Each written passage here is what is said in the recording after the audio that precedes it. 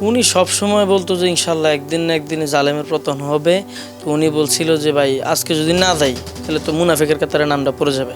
ওনার শুধু একটাই আশা ছিল আমরা যেন ইসলামী আন্দোলনের সাথে জড়িত থাকি, এতটুকু। যারাই অপরাধী তাদের ফাঁসি আমরা চাই। আমন্ত্রণ জানাচ্ছি কালের কণ্ঠের বিশেষ আয়োজন 24 বীর অনুষ্ঠানে। আজকে আমরা এসেছি শহীদ সাখাওয়াত হোসেনের বাসায়। আমরা জানার চেষ্টা করব 5ই আগস্ট কি বিভীষিকাময় পরিস্থিতি ছিল উত্তরা এলাকায়। উনি সবসময় বলতো যে ইনশাল্লাহ একদিন না একদিনে জালেমের পতন হবে। আর ইভেন যেদিন আন্দোলনে উনি যাবে, ওনার বাইতুল মাল সম্পাদক যে ছিল আসাদুজ্জামান, উনি এখন 56 নম্বর ওয়ার্ড সেক্রেটারি। উনি বলছিল যে ভাই আজকে না গেলে হয় কি না। তো উনি বলছিল যে ভাই আজকে যদি না যাই তাহলে তো মুনাফিকের কাতারে নামটা পড়ে যাবে। উনি আমাদেরকে সবসময় ইসলামী আন্দোলন, আমাদের ঘরের প্রত্যেকটা সদস্য এখনও ইসলামী আন্দোলনের সাথে জড়িত। সবাই আলহামদুলিল্লাহ মুরব্বী সংগঠনের সাথে জড়িত। কেউ আলহামদুলিল্লাহ ছাত্র নাই, সবাই মুরব্বী সংগঠনের সাথে জড়িত। আর ইসলামী আন্দোলনের ক্ষেত্রে উনি আমাদের যথেষ্ট উৎসাহ দিতেন বিষয়টা নিয়ে। না, উনি আসলে স্পেসিফিক ওইরকম কিছু বলে যায় না আমাদেরকে। এমনিতে আগের দিন গেছিল, আগের দিন উপরস্থ সংগঠন থেকে ওনাদেরকে বলা হয়েছিল চৌরাস্তা যাওয়ার জন্য। তো উনি বের হয়েছিল। তো বের হওয়ার পরে ওই আমার যে ছোট মেজো কাকা, ওনার দোকানে যাওয়ার পরে ওইখান থেকে নিষেধ করা হয়েছে যে আজকে যায়েন না।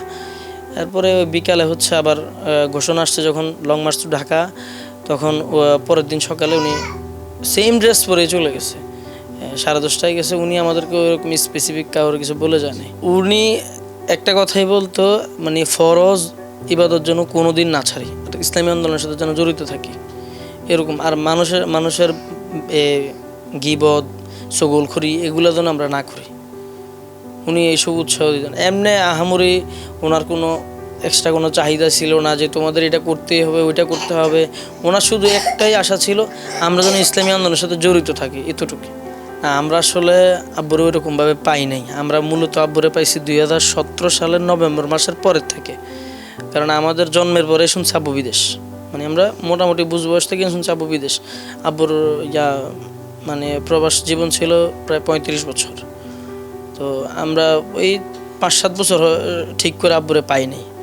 তো ওনার এই 5-7 বছরে যা পাইছি এগুলার সম্পূর্ণই দেখছি উনি এলাকার যত দায়িত্ব, আত্মীয় স্বজনের হক, এগুলার ক্ষেত্রে ওনার কোনো কমতি ছিল না। প্রত্যেকটা মানুষ ওনার উপরে সন্তুষ্ট ছিল আমার জানা মতে। আমরা তো ছিলাম অবশ্যই, আমাদের কারো কোনো অসন্তুষ্টি নেই। ইভেন আমার বোন জামাই কারো কোনো অসন্তুষ্টি নেই আলহামদুলিল্লাহ। তো উনি আমাদেরকে সবসময় মানে দিনের জন্যই মোটামুটি করতো, উৎসাহ করতো। আমরা এই খুনিদের যারা ওই হুকুমদাতা তাদের ফাঁসি চাই, আর কিছু না। শেখ হাসিনা, ওবায়দুল কাদের, স্বরাষ্ট্রমন্ত্রী আসাদুজ্জামান, ডিবি হারুন এসহ দায়িত্বশীল যত নেতাকর্মী আছে ওদের সবার ফাঁসি আমরা। খুন যে কে করছে আমরা আসলে জানি না সঠিক। যারাই অপরাধী তাদের ফাঁসি আমরা চাই। আমরা আসলে ওরকমভাবে এখনও কোনো পদক্ষেপ নিই নেই। ঘটনাটা হচ্ছে ওই আসামির যে লিস্টটা, ওইটা আমরা আসলে এখনও গোছাইতেছি, বা আমরা করবো ইনশাল্লাহ, মামলা করব। আমরা ইসলামী শাসন কায়েম হোক এরকম একটা বাংলাদেশ চাই, যেটা আমার আব্বুর চাওয়া ছিল। উনি সবসময় বলতে একটা ইসলামী শাসন কায়েম হলে দেশে অরাজকতা নাই, জেনা নাই, ব্যভিচার নাই, ডাকাতি নাই, চুরি নাই, অর্থ পাচার নাই, এরকম একটা দেশ তো আমরা চাই। ইকবাল হোসেন যিনি শহীদ হয়েছেন, ওনার জামাতা 5 তারিখ সকাল 10:30টার মধ্যেই উনি বাসা থেকে বের হয়ে বৈষম্য বিরোধী ছাত্র আন্দোলনে যখন ঘোষণা করেছিল যে ঢাকা টু লং মার্চ কর্মসূচি, সে কর্মসূচিতে অংশগ্রহণ করার জন্যই উনি ওনার রাজনৈতিক সহকর্মীদের সাথে গণভবনের উদ্দেশ্যে রওনা হয়েছিলেন, অর্থাৎ লং মার্চ সফল করার জন্য। তখন তিনি সকালে যখন রওনা হয়েছেন তখন উনি এলাকায় অনেক মানুষের কাছে বলেছিলেন যে অনেকে জিজ্ঞাসা করছিল যাওয়ার কি প্রয়োজন, না গেলে তো চলে। তো সেক্ষেত্রে উনি তখন বলেছিল যে যদি ওখানে যাই আন্দোলনে, সেক্ষেত্রে যদি মরেও যাই তাহলে তো সেক্ষেত্রে এটা শহীদি মর্যাদা পাবো, বাঁচলে গাজী হব, মরলে শহীদ হবো, লস তো কোনোটাতেই নেই। তো সে উদ্দেশ্যে উনি আন্দোলনে গিয়েছিল। তো যাওয়ার পর যখন শেখ হাসিনা পদত্যাগ করে দেশ ত্যাগ করলেন, তখন তিনি আনন্দ মিছিলের সাথে শরিক হয়ে বাসার উদ্দেশ্যে রওনা হয়েছিলেন। তো আসার পথে উত্তর আজমপুর এলাকায় তখন ওনাকে পুলিশ ওখানে এলোপাতারি গুলি ছুটছে। সেই গুলিতে ওনার একটা গুলি মাথায় লেগেছিল আর একটা গুলি পেটে লেগেছিল। তখন তাৎক্ষণিক ওনার সাথে ওনার রাজনৈতিক সহকর্মী হুমায়ুন কবির তিনি ছিলেন। তিনি তখন জাহানারা ক্লিনিকে, নিকটস্থ জাহানারা ক্লিনিকে নিয়ে গিয়েছিলেন। তো যাওয়ার পর ওখানে কর্তব্যরত চিকিৎসক ছিল না, একজন নার্স প্রাথমিক চিকিৎসা দিয়েছিল। তো সেটা আসলে সন্তোষজনক চিকিৎসা ছিল না, সব ডাক্তাররা ওখান থেকে দূরে সরে গিয়েছিল। তখন ওই হসপিটালের অ্যাম্বুলেন্সে করেই টঙ্গী মেডিকেল অর্থাৎ আহসানুল্লাহ মাস্টার জেনারেল হসপিটালে নিয়ে আসা হয়। তখন এখানে কর্তব্যরত চিকিৎসক ওনাকে দেখেছে, দেখার পরে ওনাকে মৃত ঘোষণা করছে। তো মৃত ঘোষণা করার পর আমরা ওই হসপিটাল থেকে একটা ছাড়পত্র নিয়ে আমরা ওনাকে নিয়ে আসছি। আসার পর এখানে টঙ্গী চান্দুগাজী মসজিদে রাত 9:30টার সময় প্রথম জানাজা অনুষ্ঠিত হয়। জানাজার পরে আমরা ওনাকে কুমিল্লার উদ্দেশ্যে অর্থাৎ ওনার গ্রামের বাড়ি কুমিল্লা 14 গ্রামে, তা ওখানে নিয়ে যাওয়ার উদ্দেশ্যে রওনা হই 10টাতে। তাহলে আমরা রাত 4টার সময় গিয়ে ওখানে পৌঁছাই। তো পৌঁছানোর পরে ওখানে আমরা পরের দিন সকাল অর্থাৎ 6 আগস্ট, 5 আগস্ট উনি গুলিবিদ্ধ হয়, মারা যায়।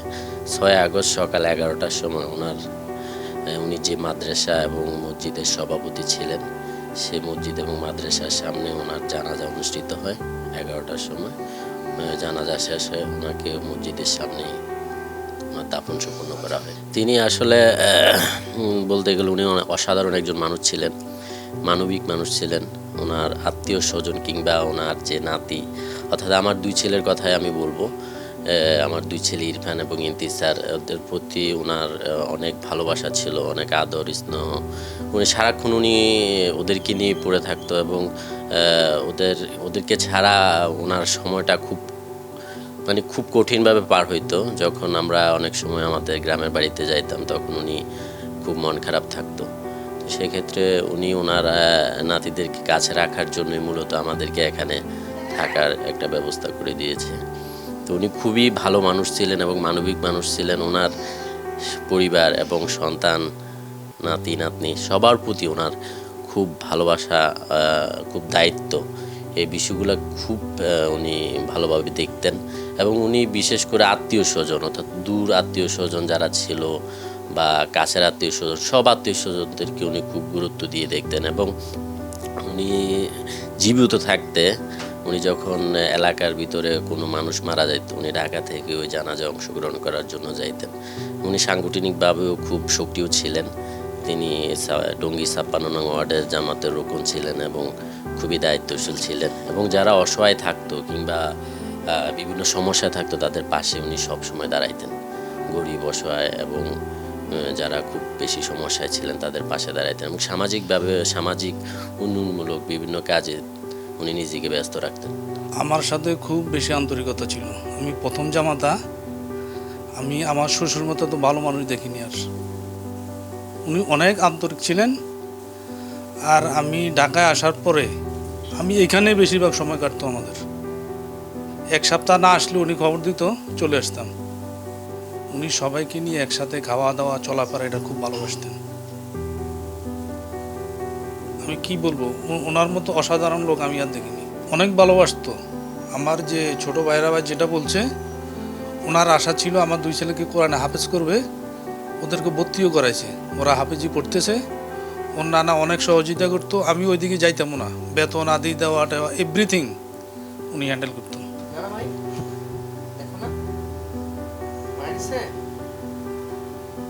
ভালোবাসতো।